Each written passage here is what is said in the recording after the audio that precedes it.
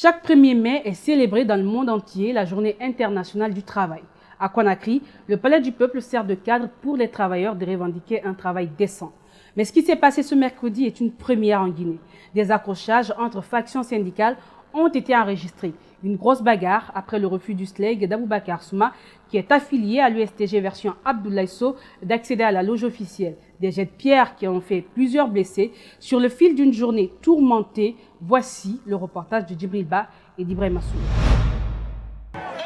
Au début, tout donnait le signe d'un malaise car une grande partie des travailleurs a été empêchée d'accéder à l'esplanade du palais.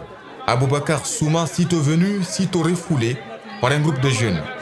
Le secrétaire général du SLEG a été tabassé avant de prendre ses jambes à son cou.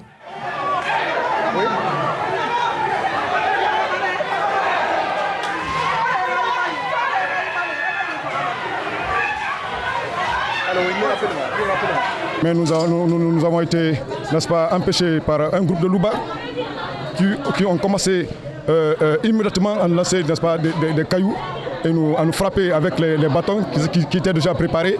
Des cailloux étaient déjà entassés sous le hall là-bas. Donc dès qu'on a essayé de monter, ils sont venus, n'est-ce pas, ils ont ramassé ce truc-là pour nous taper. J'ai reçu un coup très violent sur ma tête comme ça. Sur ma tête me fait extrêmement mal comme ça. Et comme vous voyez. La scène a duré quelques minutes. Par endroits, l'on constate des personnes ensanglantées. C'est la panique alors qui s'empare de la foule.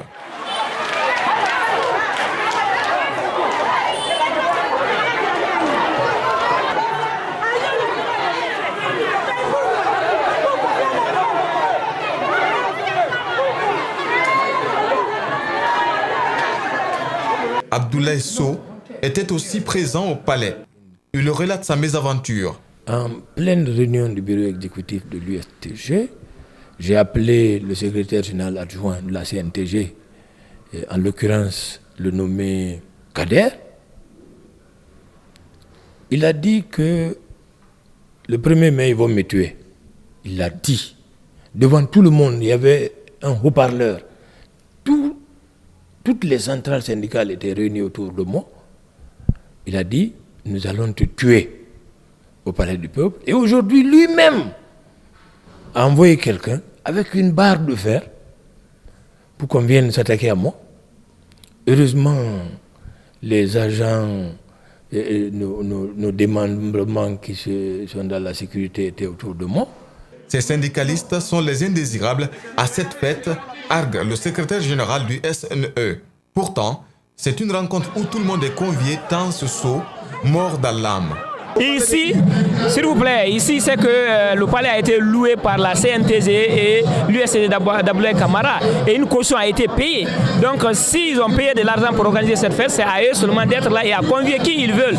Donc nous, ils nous ont conviés, c'est pourquoi nous sommes là aujourd'hui, c'est pourquoi nous ne sommes pas cherchés. Nous parlons bien entendu du camarade Aboubacar Souma et du général Abdoulaye Sow qui ne sont pas conviés à cette noce bâtissement de la fête du 1er mai.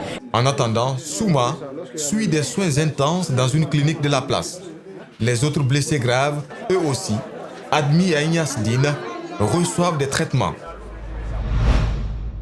Et c'est seulement après cette bagarre, lorsque le calme est revenu, que la célébration a été effective avec la tenue des discours. Le secrétaire général de la CNTG a mis l'occasion à profit pour inviter le gouvernement à respecter le contenu des accords tripartites signés entre toutes les parties prenantes au dialogue social. Idrissa Bari, Mohamed Alousseni Kamara. Malgré les jets de pierre et les incidents survenus entre structures syndicales rivales, le mouvement social guinéen a célébré la fête internationale du travail ce 1er mai à Conakry. Pour cette célébration, l'intercentrale CNTG-USTG a placé la fête de cette année sous le signe du dialogue social constructif, facteur de paix et de développement durable. L'occasion a été surtout mise à profit par le secrétaire général de la CNTG pour revenir sur la nécessité de mettre en place une structure de dialogue social, tel le Conseil national, pour résoudre toutes les crises sociales en Guinée.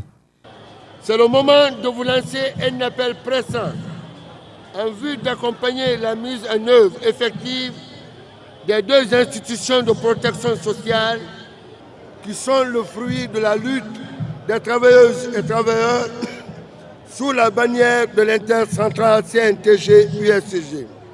L'intercentrale qui regrette la non-application des accords tripartites signés entre le mouvement social, le patronat et l'État a de nouveau présenté un nouveau cahier de charges. 22 points sont inscrits dans ce document, au nombre desquels l'autonomisation effective des institutions de protection sociale, le respect de la réglementation du travail. La révision des conventions collectives des branches, mines et carrières, BTP, ainsi que l'application effective de celle-ci aux employés des entreprises sous-traitantes. L'arrêt des licenciements abusifs au niveau des entreprises et sociétés privées et parapubliques. C'est le 133e anniversaire de la commémoration de cette fête internationale du travail. Partenaire de premier plan du mouvement social, le patronat s'est réjoui de la qualité des rapports qui existent entre employés et employeurs. D'invoquer la Convention 144 relative aux consultations tripartites pour lancer un vibrant appel au département en charge du travail et de l'emploi afin de rendre opérationnel le Conseil national du dialogue social qui focalise notre légitime espoir de réussite sociale. En vue d'offrir de meilleures conditions de travail aux employés, l'État a créé 2 structures de sécurité sociale. Il s'agit de la Caisse nationale de prévoyance sociale et l'Institut national d'assurance maladie obligatoire. Il invite les organisations syndicales au dialogue et à la résolution de leurs problèmes à l'interne dans l'intérêt supérieur de leur corporation. Selon le ministre de l'Emploi, le gouvernement réaffirme son engagement à promouvoir la réalisation effective des normes de travail afin de contribuer à la promotion du travail décent et la création d'emplois. Et ils ont été nombreux à rallier le Palais du Peuple pour la fête du travail.